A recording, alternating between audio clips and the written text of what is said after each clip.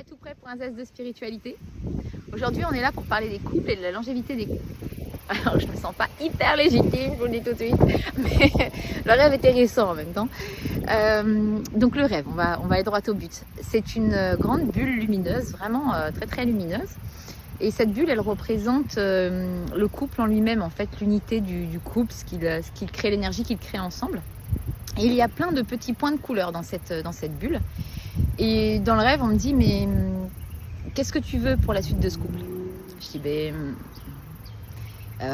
forcément, je leur souhaite du positif. Hein. Forcément, on souhaite que les gens soient, s'il y a une évolution, qu'elle soit encore meilleure. Et voilà. Et donc là, on m'explique, en fait, ça reste très simple. Ces bulles, ces petits points de couleur que tu vois, il y en aura toujours. Quand bien même tu ferais un couple avec toi-même, il y en aura toujours.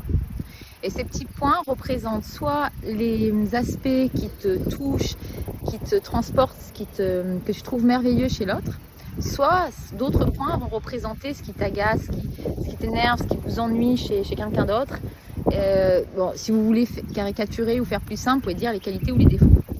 Voilà, j'aime pas trop parce que ça c'est très société et temporalité dépendante, mais pourquoi pas, on va simplifier les choses. Voilà. Et en fait, la question était vraiment très claire. Qu'est-ce que tu regardes? Sur quel point tu te fixes? Sur quel point desquels tu parles le plus? Sur quel point comment on dit? C'est pas tu te fixes, tu te poses en fait.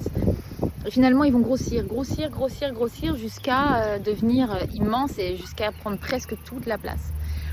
Donc, vous l'aurez compris, plus vous observez chez l'autre ce qui le rend à vos yeux lumineux et grandiose, plus vous développez ça dans votre relation, plus vous regardez les points plutôt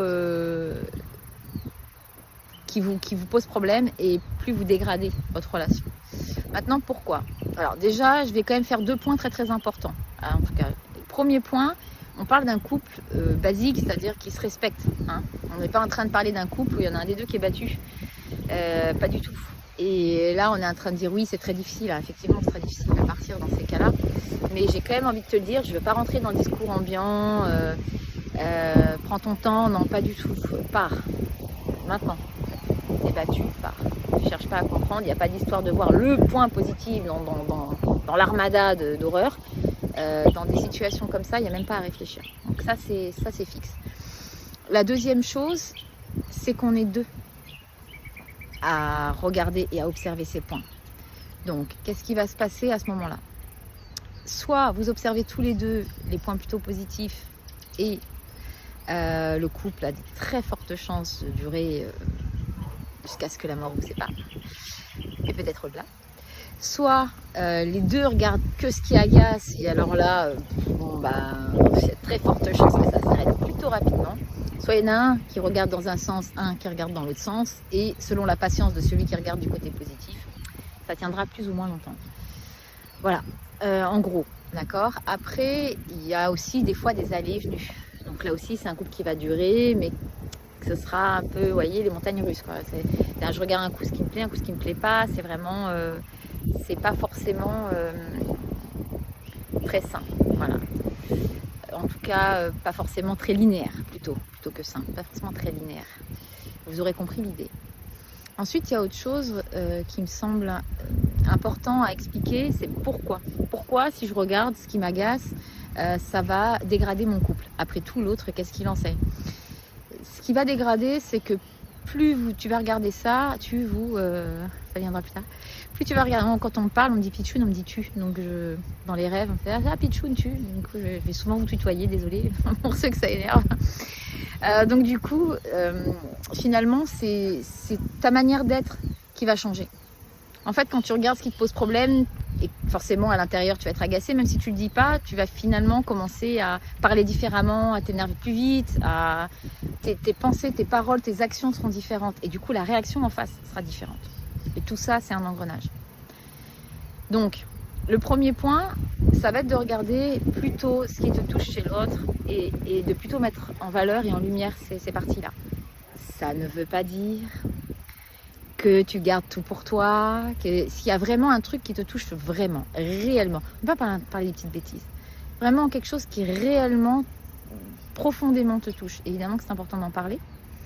Dans ces cas-là, le deuxième outil, c'est d'en parler en jeu. Je ressens ça quand vraiment ça, c'est pas possible pour moi. Et d'en discuter ensemble dans le sens de la construction. Vous voulez construire, vous voulez que ça évolue. Vous n'avez pas juste envie de cracher le venin. Alors attention, je peux comprendre qu'on ait envie de cracher un venin, qu'on soit énervé au possible. Dans ces cas-là, il y a des tas de solutions. Aller dehors, aller hurler dans la forêt, écrire une lettre, la brûler, la déchirer, sauter sur place quand vous êtes seul. Enfin, faites ce que vous voulez seul. Et ensuite, essayez de parler. Si parler est trop difficile, au jour d'aujourd'hui, il y a quand même plein de moyens, soit une vidéo, même une que vous avez trouvée et qui correspond assez à ce que vous souhaitez transmettre comme message, soit une vidéo que vous faites vous-même, soit un écrit, vous écrivez un message. Enfin bref, il y a plein de solutions si parler est difficile. Essayez toujours d'être en jeu quand vous transmettez à l'autre. Je ressens ça et ça me fait ça. Et pas tu. Pourquoi? Parce que le tu, c'est accusateur. Quand tu. L'autre, il se défend tout de suite, il n'écoute plus du tout. Ça, c'est clair et net. Voilà, pour cette partie-là. Et enfin, le troisième outil, c'est donc, regardez, vous aurez compris plus ce qui vous touche. Dans le parler en jeu, il y a aussi, j'ai oublié, c'est ce qu'on me disait, c'était de toujours clôturer la discussion sur des points positifs, sur des moments que vous avez adorés ensemble, que ce soit votre rencontre ou d'autres moments. Au moins sur un moment comme ça, clôturer là-dessus et par un sentiment positif. La discussion tout le temps. Pas partir sur des points qui clashent. Si vraiment votre but est de prolonger et de construire. Et le troisième, c'était quand vous imaginez le futur. Alors ça, c'est très puissant. Vous ne pouvez pas imaginer à quel point c'est puissant. Quand vous imaginez le futur et que vous avez une émotion, c'est l'émotion, c'est pas tellement la pensée, c'est plus l'émotion associée. Dans cette pensée-là que vous avez dans le futur, est-ce que vous incluez l'autre et de quelle manière? Est-ce que vous imaginez des disputes? Est-ce que vous imaginez des moments super sympas?